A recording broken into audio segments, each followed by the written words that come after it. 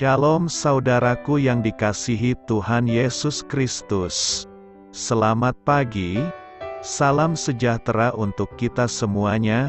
Selamat datang kembali di Renungan Rohani pagi hari ini. Semoga saudara yang terkasih dalam keadaan sehat selalu.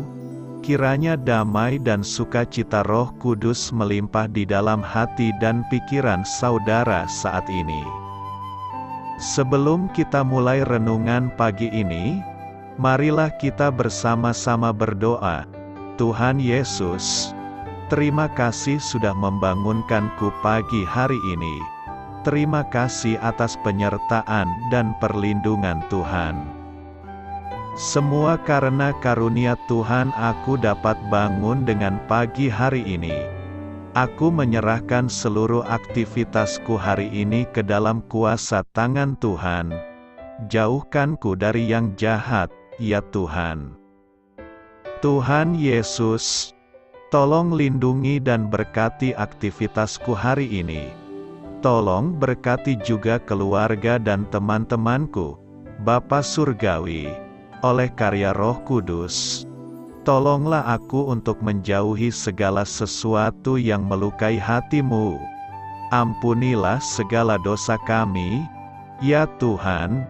Dalam nama Tuhan Yesus, aku sudah berdoa. Amin.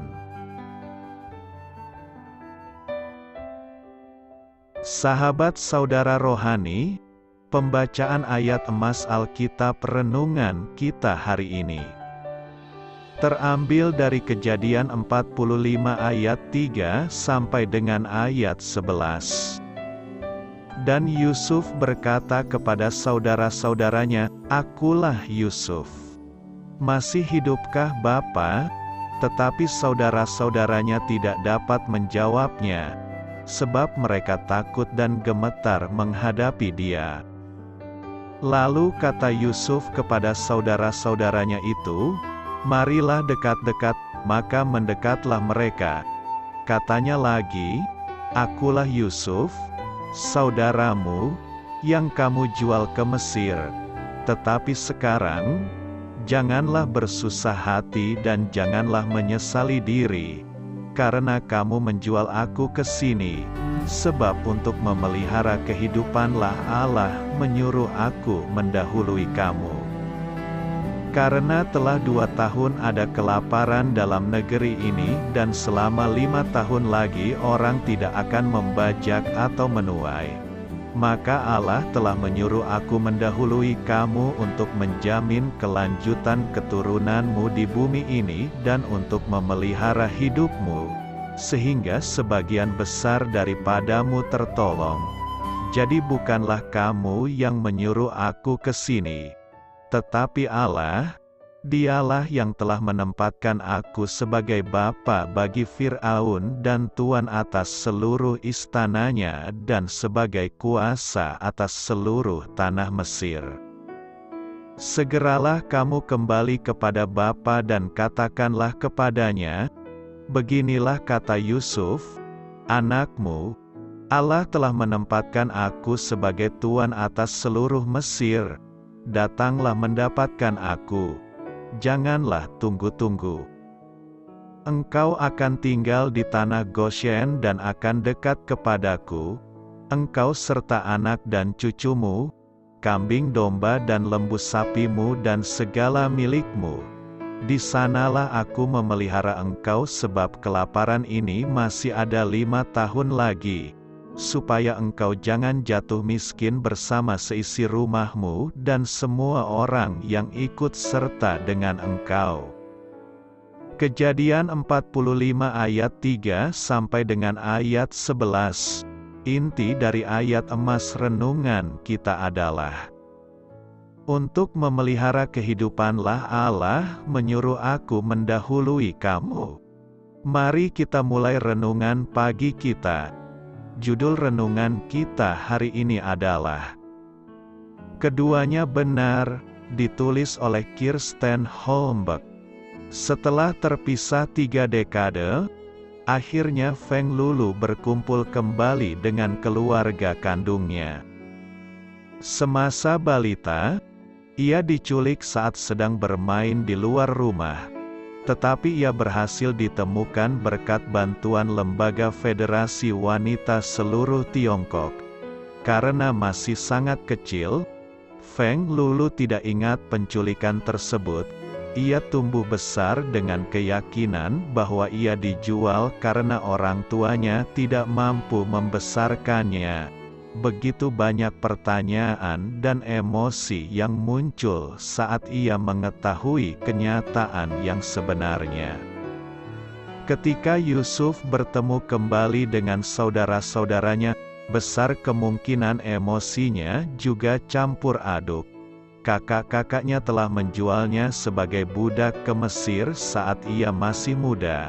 Meski harus melalui serangkaian kejadian pahit, Allah menempatkan Yusuf di posisi penguasa. Ketika saudara-saudaranya datang ke Mesir untuk membeli makanan di masa kelaparan, tanpa sadar mereka telah membeli dari Yusuf. Yusuf sadar bahwa Allah telah memulihkan akibat dari kesalahan mereka. Ia berkata bahwa Allah memakai semua itu untuk memelihara hidup mereka, tertulis di dalam kitab Kejadian 45 ayat 7. Namun, Yusuf tidak menutupi perbuatan mereka yang menyakitinya. Dengan tepat ia menyebut mereka telah menjual dirinya di dalam ayat 5. Terkadang kita mencoba terlalu jauh untuk memandang situasi sulit dengan kacamata yang positif. Kita terlalu berfokus pada kebaikan yang Allah datangkan dari situasi-situasi tersebut tanpa mengakui adanya pergumulan emosi yang kita rasakan. Biarlah kita berhati-hati untuk tidak menganggap suatu kesalahan sebagai kebaikan hanya karena Allah telah memulihkannya. Kita dapat meminta pertolongannya untuk mendatangkan kebaikan dari peristiwa tersebut, sambil tetap mengakui rasa sakit yang ditimbulkan olehnya. Keduanya sama-sama benar. Amin. Marilah kita renungkan di dalam hati kita. Pernahkah Anda menghadapi kesulitan akibat kesalahan orang lain? Bagaimana Anda telah melihat Allah mendatangkan kebaikan dari masalah tersebut? Hal ini patut kamu ketahui. Yusuf dikhianati oleh saudara-saudaranya yang iri, dijual sebagai budak, dipenjarakan dengan tidak adil, dan dilupakan oleh orang-orang yang telah ditolongnya. Namun, Allah menyertainya dan menjadikannya penguasa nomor 2 di Mesir. Tertulis di dalam kitab Kejadian 41 ayat 39 sampai dengan ayat 40, kemudian di dalam Kisah Para Rasul 7 ayat 9 sampai dengan 10. Ketika berdamai dengan saudara-saudaranya yang sudah lama terasing, Yusuf mengakui rencana Allah yang berdaulat di dalam hidupnya. Tertulis di dalam kitab Kejadian 45 ayat 5 sampai dengan ayat 7, kemudian ia sekali lagi menegaskan bahwa pada akhirnya Allah mengatasi perbuatan dosa manusia demi kemuliaannya dan untuk kebaikan kita. Dapat kita lihat di dalam kitab Kejadian 50 ayat 20. Rasul Paulus juga mengakui kedaulatan Allah. Kita tahu sekarang bahwa Allah turut bekerja dalam segala sesuatu untuk mendatangkan kebaikan bagi mereka yang mengasihi Dia, yaitu bagi mereka yang terpanggil sesuai dengan rencana Allah. Tertulis di dalam kitab Roma 8 ayat 28. Allah telah menentukan sebelumnya bahwa Israel akan menjadi budak di negeri lain sebelum dibawa kembali memiliki tanah Kanaan yang dijanjikannya. Ternyata prosesnya melalui kejahatan saudara-saudara Yusuf yang menjualnya sebagai budak, namun akhirnya menjadi penguasa Mesir. Dengan menyadari rencana Allah itu, Yusuf tidak sulit mengampuni saudara-saudaranya. Proses yang menyakitkannya itu ternyata adalah cara Allah menyuruh Yusuf mendahului saudara-saudaranya ke Mesir untuk memelihara kehidupan mereka. Kita sebagai jemaat Tuhan juga sudah Tuhan tentukan akan memberitakan Injil ke seluruh suku bangsa di dunia sebelum Tuhan Yesus datang kembali di Yerusalem dan menjadi Raja damai di bumi. Segala sesuatu Tuhan atur untuk memenuhi rencana Tuhan itu. Bangsa-bangsa timbul dan tenggelam, raja-raja naik dan turun. Penganiayaan terhadap jemaat, peperangan, penjajahan, semua ada di dalam kendali Tuhan menuju kepada kedatangan Tuhan itu. Tuhan juga mempunyai rencana untuk kita pribadi masing-masing sebagaimana Tuhan mempunyai rencana untuk Yusuf. Awal dan akhir dari pelayanan kita di dunia ditentukan oleh Tuhan sebagai bagian dari rencananya bagi jemaatnya. Kita percaya Allah juga turut bekerja dalam segala sesuatu untuk mendatangkan kebaikan bagi kita yang mengasihinya. Roma 8 ayat 28. Segala sesuatu itu termasuk kejahatan yang dilakukan orang terhadap kita atau bahkan kesalahan kita sendiri.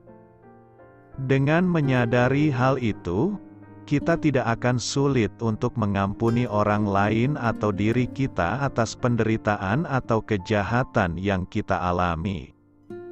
Urusan kita adalah tetap tekun melakukan segala perintah Kristus dengan kuasa dan dengan dipimpin oleh Roh Kudus dalam segala sesuatu yang kita alami.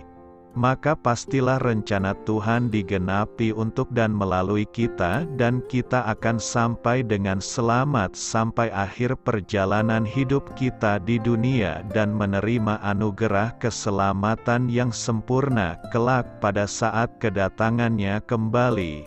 Selamat setia sampai akhir. Tuhan menyertai kita. Amin.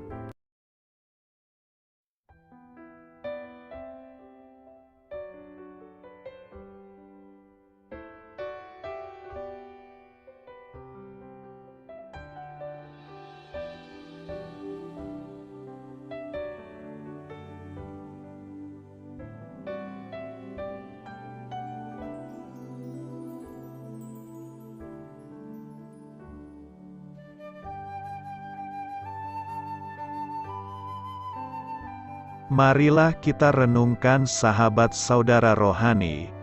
Demikianlah renungan firman Tuhan pagi hari ini. Semoga menjadi berkat dalam hidup kita. Dan sebelum kita memulai segala aktivitas kita pagi hari ini, marilah kita berdoa. Selamat pagi Bapa, malam hari telah berganti pagi. Kehidupan baru telah Engkau berikan kembali bagi kami. Bapa Surgawi, tolonglah aku menyadari kebutuhan orang lain, supaya aku dapat membagikan apa yang telah Engkau berikan kepadaku. Pada saat aku membutuhkan, berilah aku keyakinan bahwa Engkau akan mencukupkanku, melalui orang-orang yang mengasihi-Mu, bukan karena kami pantas atau layak, namun karena kasih karunia-Mu kami boleh ada, sebagaimana kami ada di pagi hari ini. Terima kasih Tuhan, atas kesempatan baru yang telah Tuhan berikan kepada kami, untuk bisa memperbaiki diri agar kami bisa lebih layak di hadapan-Mu. Hari ini kami serahkan semua perkara dan kesulitan yang akan kami lalui ke dalam tangan-Mu. Biarkanlah kami bisa memuliakan-Mu dalam segala aktivitas yang akan kami lakukan. Amin. Biarlah firman Tuhan menjadi pengingat untuk kita semua, bahwa tuntunan dari Roh Kudus akan selalu memberi jalan keluar bagi setiap permasalahan hidup kita, dan memberi kedamaian di hati kita, Sampai jumpa di renungan pagi saudara rohani berikutnya. Kiranya Tuhan selalu memberkati saudara semua hari ini. Amin. Shalom.